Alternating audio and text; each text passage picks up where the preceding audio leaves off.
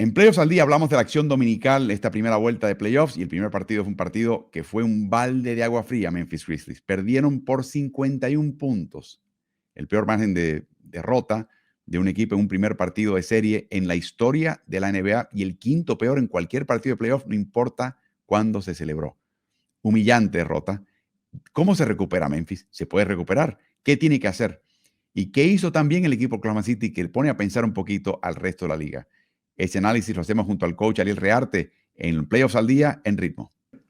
A primera hora ayer vimos un partido que anticipábamos iba a ser el debut en postemporada de una Oklahoma City Thunder que en su historia reciente ha absorbido una paliza tremenda y luego ha repartido una paliza tremenda, pero nadie estuvo preparado para ver el resultado de un encuentro en el cual ganaron por 51 puntos, 131 por 80. Y este partido se definió, yo te diría, Marcelo, a mediados del primer cuarto. Sí, bueno, yo mucho no puedo decir de este partido porque ejecuté las reglas morales a partir del primer tiempo, la regla Coach Morales, y una vez que superó los 30 puntos, me dediqué a hacer una siesta. No sé cómo se dice en el resto de Latinoamérica, Sí, pero sí. por el horario del partido, una buena siesta para después aguantar el tirón de los 3 partidos que venían. Así que se los dejo a ustedes el comentario. Me alcanzó con el primer tiempo. Gracias a Coach por inventar esa regla. Increíble. O sea, 30 puntos o más ya en la segunda mitad. Quiere decir que ya ese partido terminó y tienes licencia para descansar y ver el próximo. Ujú. Cuando viste lo que viste, ese espectáculo, ¿es una cuestión de que Memphis anímicamente estaba deshecho, no tuvo tiempo de preparación o sencillamente Oklahoma City es demasiado gran equipo? Ariel. No, yo lo veo por ese lado, Álvaro. Creo que Memphis lleva mucho tiempo en caída. Es un equipo que viene bajando su rendimiento hace mucho tiempo.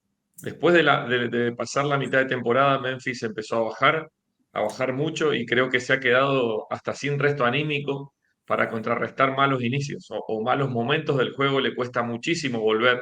Este partido lo luchó en el inicio, pero cuando Oklahoma pudo tomar una diferencia, Memphis no pudo regresar y creo que no solo no se ve en cancha solamente lo que el equipo hace y entrena, sino que se puede ver algún tipo de malestar en la organización, en la franquicia, que hace que no haya reacción por parte de este Memphis, que si tomamos el último mes y medio, bueno, lo de ayer es una prolongación de este momento no tan bueno del equipo. No, es terrible. Y hemos hablado mil veces, Marcelo, perdés por 1, perdés por 20, es una derrota. Y tenés que olvidarte si perdiste agónicamente al final de un partido que desperdiciaste o si te dieron una paliza. Pero 51 puntos. Dice todo el mundo, los importantes, los referentes del equipo, Ja Morant, Jaren Jackson, hemos jugado nuestro peor partido en la serie. Y estoy seguro que eso es cierto, o por lo menos espero. Pero ¿hay recuperación acá? ¿Hay algo técnico-táctico? ¿O sencillamente Oklahoma City está en un nivel que no es alcanzable para Memphis, en tu opinión? Bueno, voy a contradecir al entrenador de Memphis. No sé qué piensa otro entrenador como es Ariel, pero no, para mí no es lo mismo perder por 51 puntos que por 1. O sea, deja huella, una derrota, sí, esa paliza. Ahora, las series son largas. Podemos achacarle a lo mejor que estaba un poco cansado. Hay narrativas para todo, ¿no? Podemos Ujú. achacarle que estaba un poco cansado Memphis después de la presión que soportó en el play-in. También podemos decir que descansó demasiado Oklahoma. En realidad a mí me parece que Oklahoma es un equipo que está en su mejor momento, dándole continuidad a lo que mostró en la temporada regular y que lo tiene muy cuesta arriba Memphis. Me parece que las chances son bajísimas. 50 puntos entre equipos de la NBA es una locura, no es la realidad seguramente, pero no veo por dónde pueda entrarle Memphis para ganarle a este equipo. Que puede Bueno, ser ya un 4-0 o un 4-1 de caballeros, pero no más de eso. perdieron por 22 puntos la primera mitad, Claro. Ariel. Y aquí viene lo interesante. Ambos equipos sacan la banca. Y mira, bueno, la banca de Memphis es muy buena y que en una época era una fortaleza del equipo, pero ha perdido valores porque ha tenido un par de jugadores lesionados, también hay que mencionarlo. y tiene jugadores jóvenes, pero también se enfrenta a la banca de Oklahoma City. Esa es la parte que yo creo que hay que destacar de este juego. Oklahoma City, por el diseño de Mark Daniel y Sam Presti, tiene un equipo muy intercambiable. Y de repente sale a la banca, y para que tengan una idea, para que dimensionen un poquito la calidad de la paliza que otorga el Thunder. Cason Wallace estuvo jugando 12 minutos y medio. Alex Caruso estuvo jugando menos de 12 minutos de juego. Y en ese tiempo limitado, cuando ellos estuvieron en cancha, Oklahoma City sacó 30 puntos de ventaja a Memphis en 12 minutos.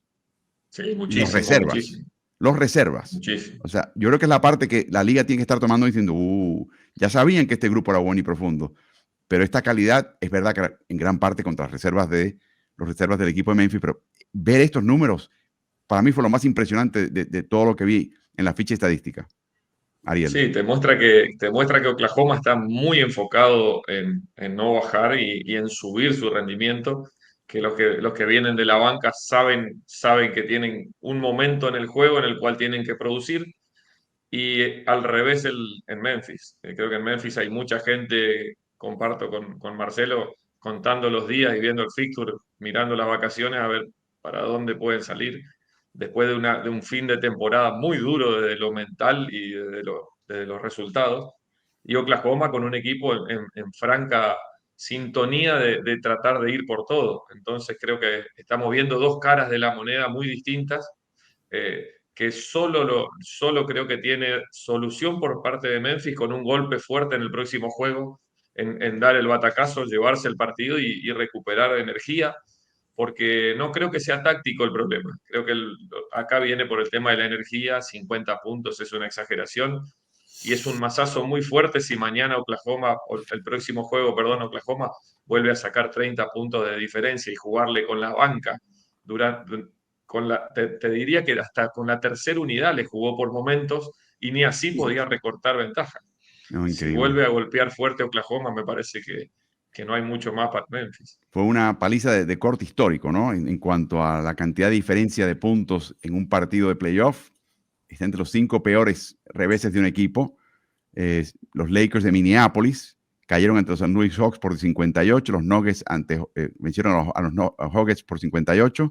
Lakers a Warriors en el 73 por 56. Chicago Bulls a Milwaukee en el 2015 por 54. Y luego viene esta que absorbimos el día de ayer.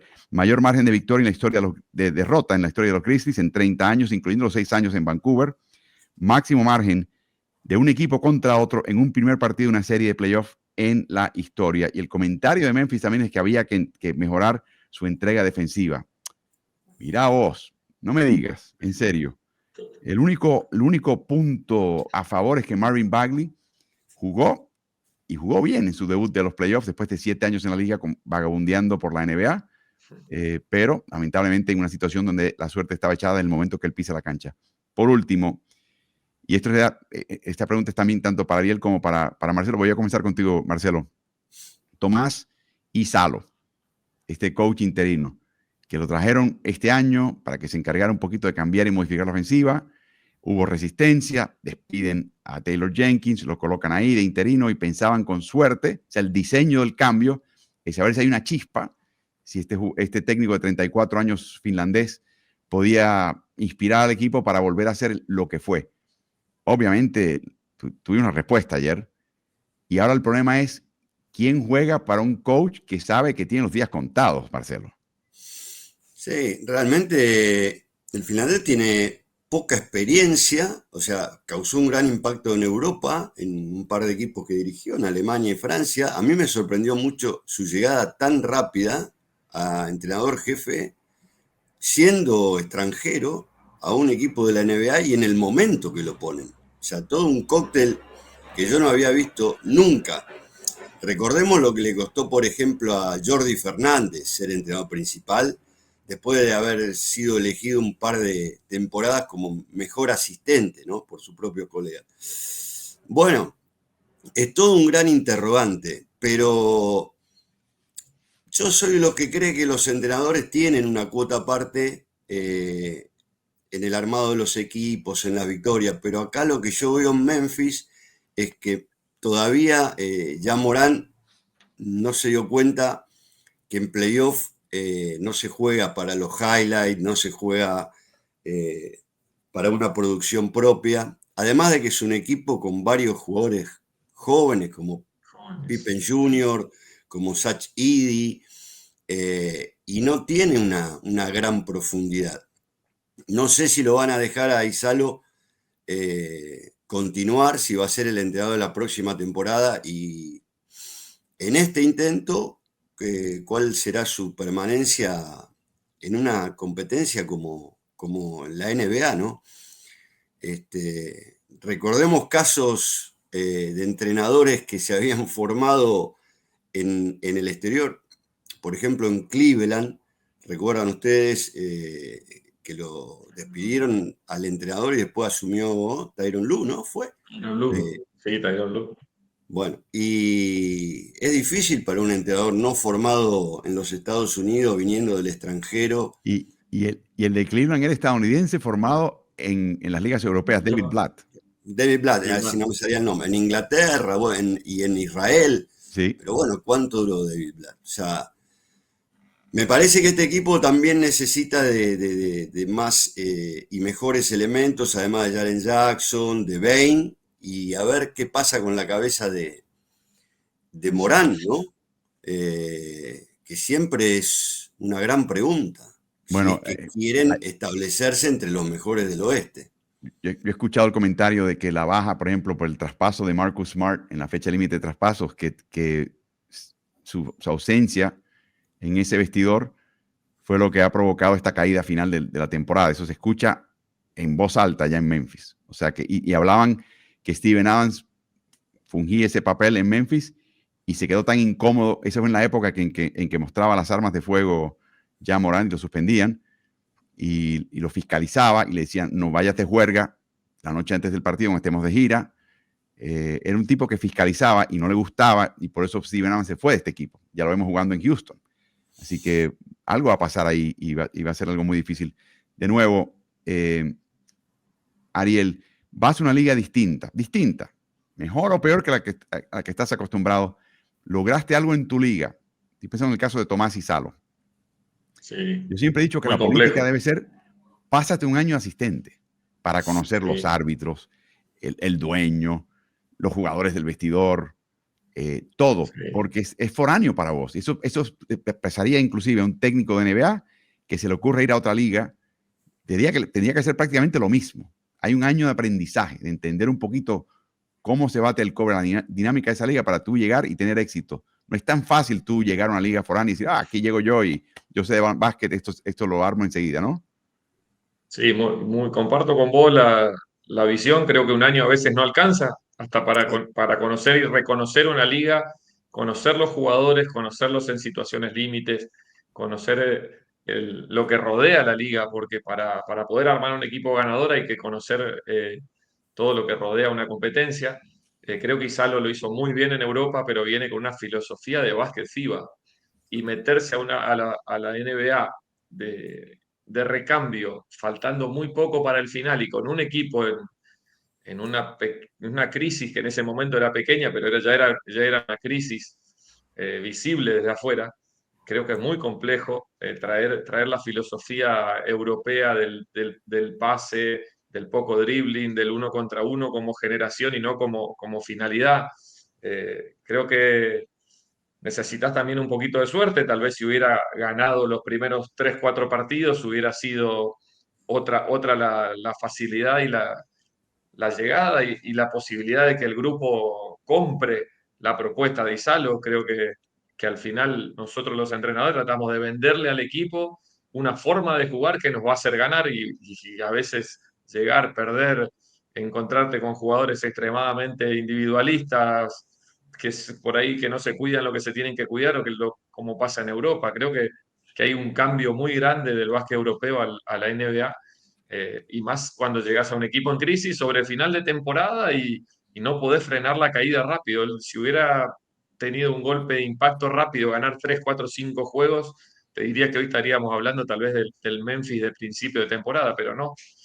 O el Y tal caso de vez David, esos intercambios experimentados puede haber sido la causa. el caso de David Adelman en Denver, que tomó las riendas más o menos con el mismo tipo de premura y por lo menos ha habido reacción positiva.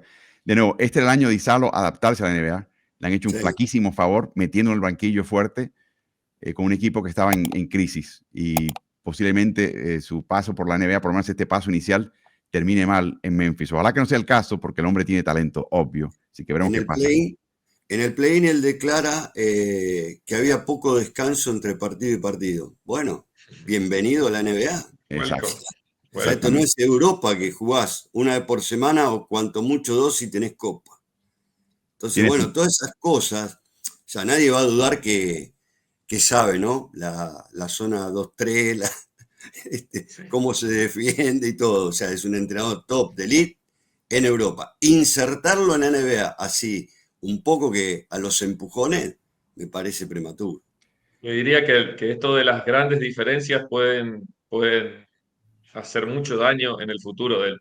Porque una cosa es perder una serie luchando y jugando y otra cosa es irse a casa con 4 partidos de salir en los récords Guinness de las ventajas.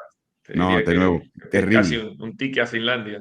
Y no solamente para él, pero para cualquier técnico que no sea estadounidense. Así que hay mucho en juego en esta serie y veremos si tiene una reacción el equipo de Memphis adelante. ¿Y tú? ¿Estás en ritmo?